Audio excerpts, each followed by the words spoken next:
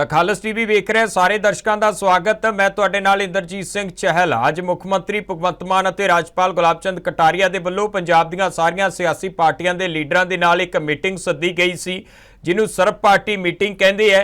ते यह मीटिंग जदों होनी सी उस दरमियान ही यह फैसला कर दिता गया ट्रंप के दावे नूं लैके कि दोहां देशां दे विचाले भारत ते पाकिस्तान दे विचाले सीज़ फायर का ऐलान हो गया। यह फैसला कर दिता गया तो इस दे नाल ही यह इधर मीटिंग हुई है।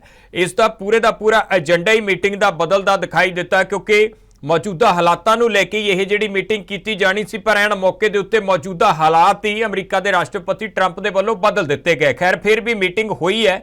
मीटिंग करने तो बाद दे विच मुख मंत्री भगवंत सिंह मान ते राज्यपाल गुलाब चंद कटारिया होरां दे वल्लों एक सांझी प्रैस कॉन्फ्रेंस की गई है। प्रैस कॉन्फ्रेंस दे विच उन्होंने इस मीटिंग च हुई चर्चा बारे की कुछ कहा, आपां एक बारी सुन लैंदे हां। बहुत ही शॉर्ट नोटिस से अज 2 मीटिंगां 4 बजे सर्व धर्म मीटिंग जिहदे विच सारे धर्मां दे प्रतिनिधि महापुरुष सारे जिन्ने भी संप्रदा उन्हां दे हैड सारे शामिल हुए और एक स्वर एक मत में उन्होंने कहा कि हम ऐसे संकट के मौके पर पंजाब के साथ, देश के साथ, जब भी लड़ाई जंग लगती है तो पंजाब जो है लीड करता है। इस बार भी पंजाब लीड कर रहा है, इसीलिए मीटिंग्स चल रही हैं और सबसे ज़्यादा ड्रोन्स इधर ही आ रहे हैं और हमारी फ़ौज जो है बड़ी बहादुरी से उसका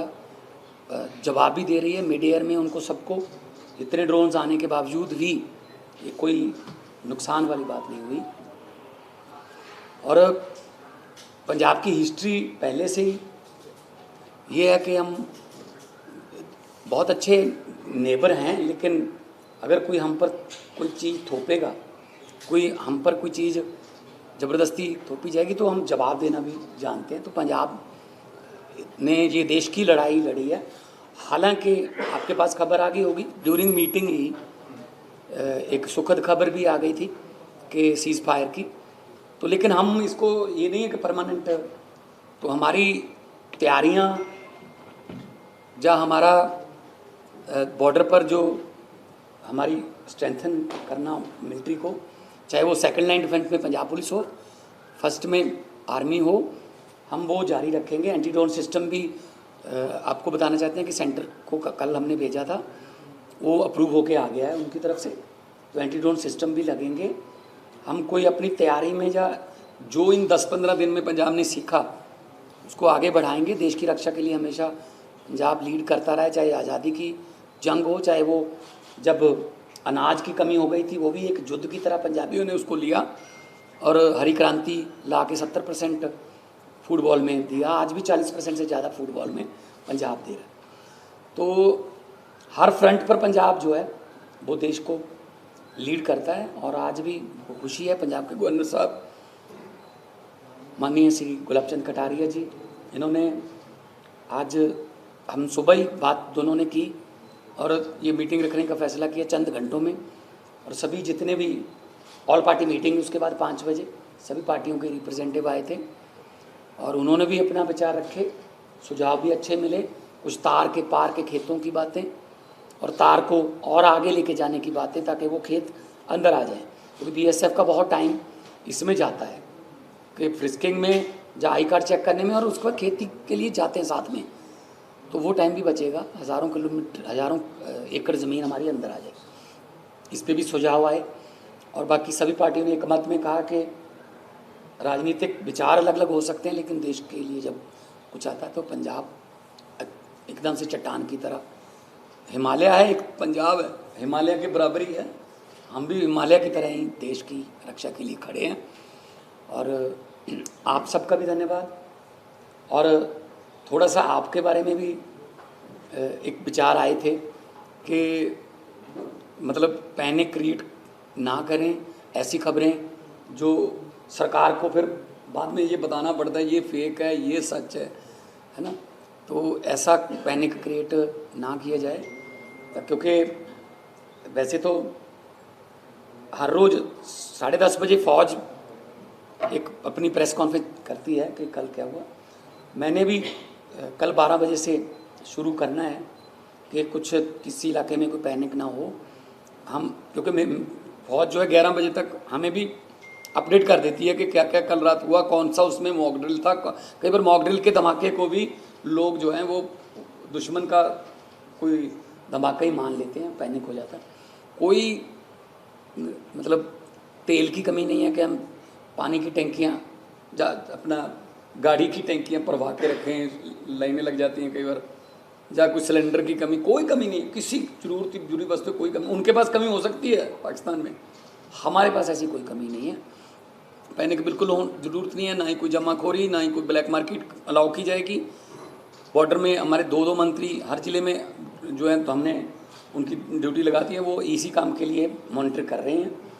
और कल मैं खुद भी जाऊंगा जहाँ जहाँ कुछ गड़बड़ी हुई, मैं खुद जाके भी लोगों से मिलूंगा।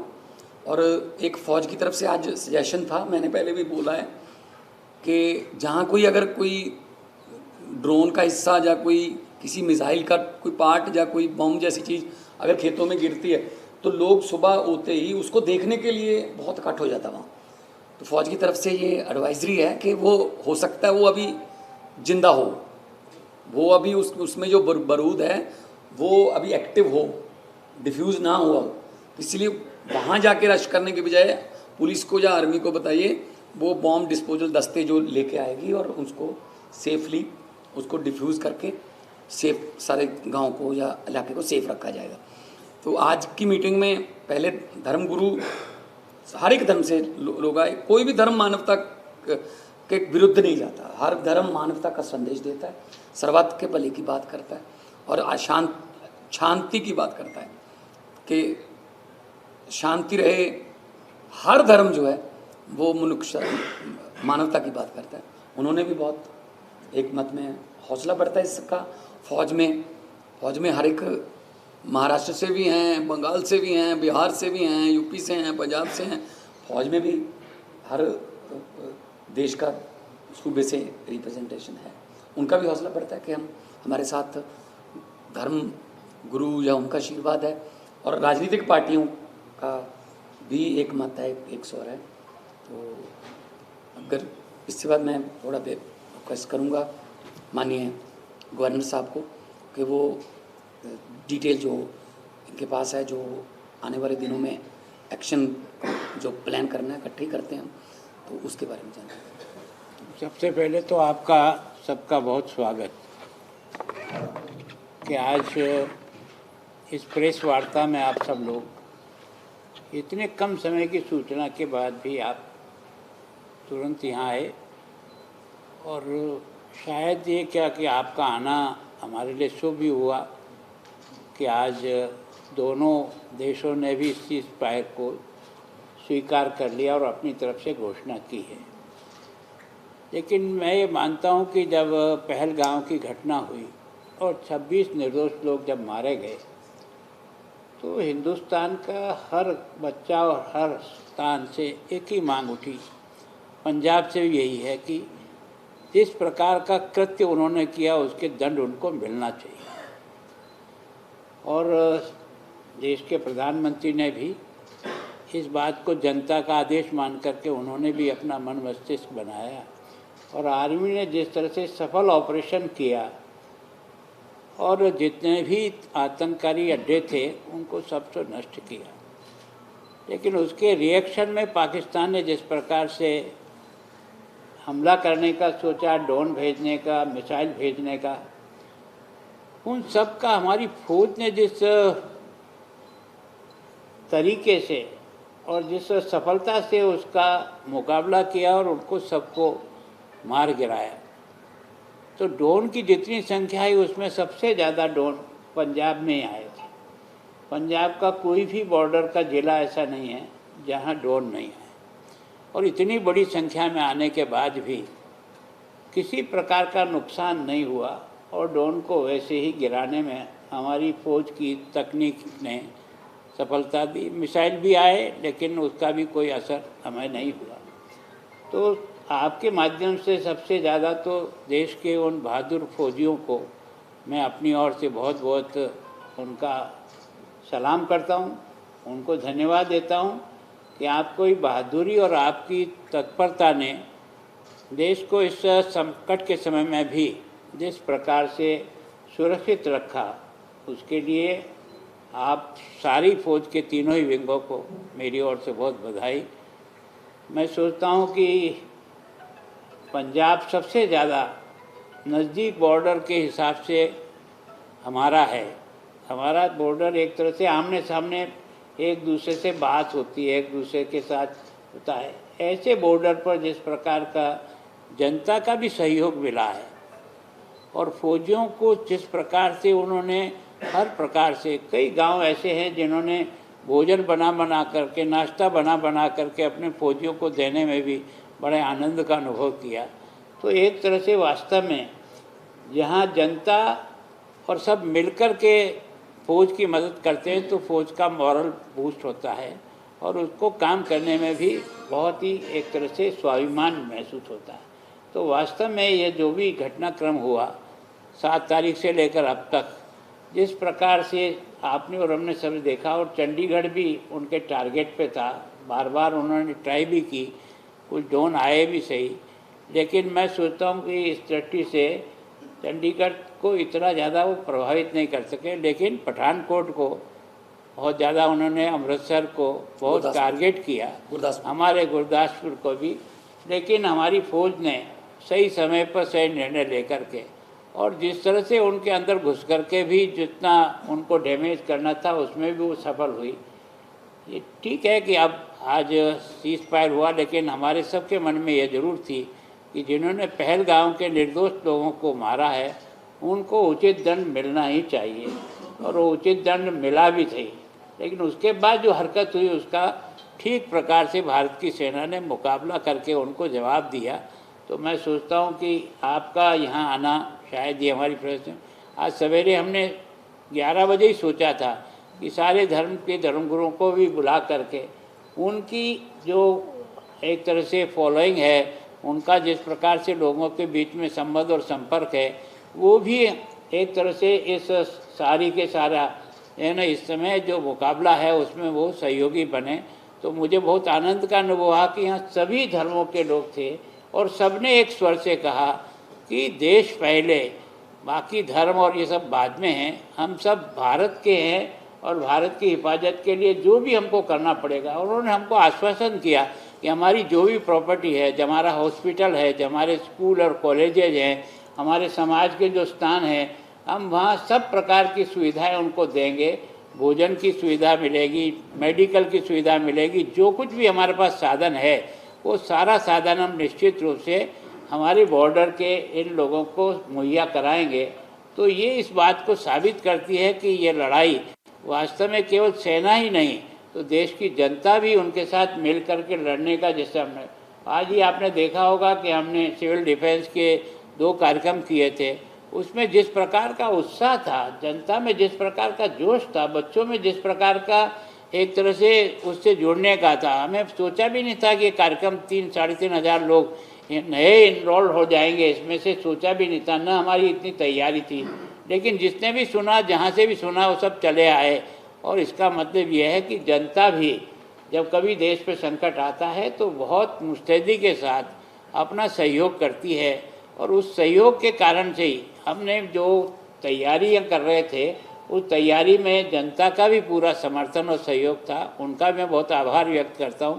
और मैं सोचता हूं कि भविष्य में भी अगर इस प्रकार की घटनाएं होती है तो सिविल डिफेंस की जो यूनिट है वो प्रत्येक ज़िले में ठीक प्रकार से प्रशिक्षित होकर के तैयार है, ताकि ज़रूरी नहीं युद्ध के समय बाकी किसी प्रकार की भी अगर कोई आपत्ति आती है, आपातकाल आता है, तो उसका मुकाबला करने में भी उन लोगों का सहयोग मिले। तो उन्होंने मुख्यमंत्री से भी, आपने भी कहा है कि हम तैयारी करेंगे उन सब ज़िले में।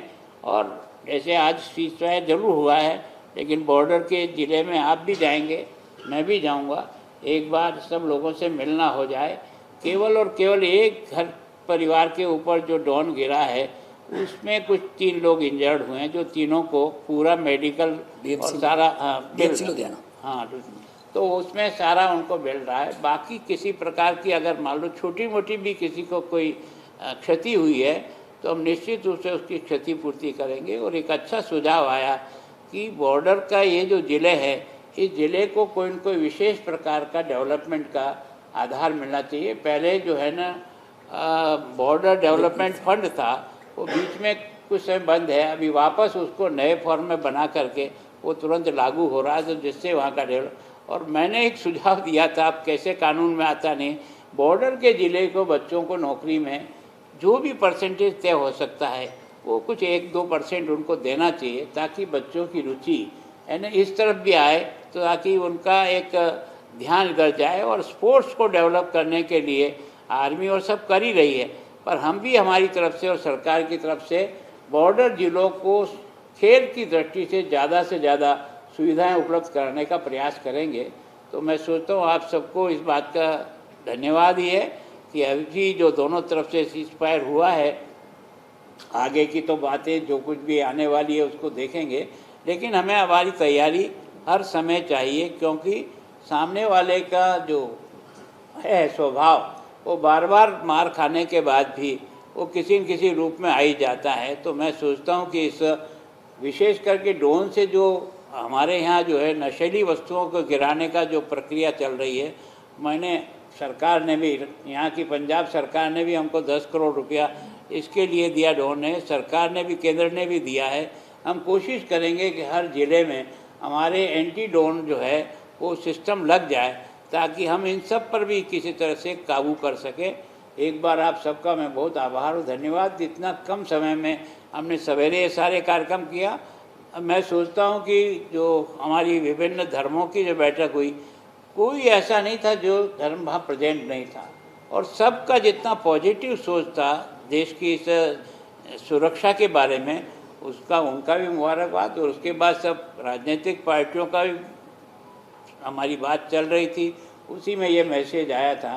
तो मैं सोचता हूँ राजनीतिक पार्टियों ने जो सुझाव दिया कि हमको जाकर के प्रधानमंत्री से मिलना चाहिए पंजाब के लिए कुछ विशेष पैकेज के, तो हम इसके बारे में तैयारी करके जब भी उनसे समय मिलेगा तो सब पार्टी जाकर के भी पंजाब की समस्या के बारे में जो भी सहयोग वो कर सकेंगे उनका आग्रह करेंगे। इतनी देर तक हमें आर्मी कहती रहेगी कि मॉकड्रिल करना है ना, या कोई डिफेंस मिनिस्ट्री से कोई हमें रिटर्न में कुछ ऐसा ऑर्डर नहीं आता कि नहीं अब ज़रूरत नहीं, सारा कुछ जारी रहेगा। हमारी तैयारी में कोई कमी नहीं हो सकता है ये कोई, क्योंकि जैसे गवर्नर साहब ने कहा कि उनके स्वभाव पर यकीन करना बहुत मुश्किल है, वो बार बार हमें डिच करते रहे।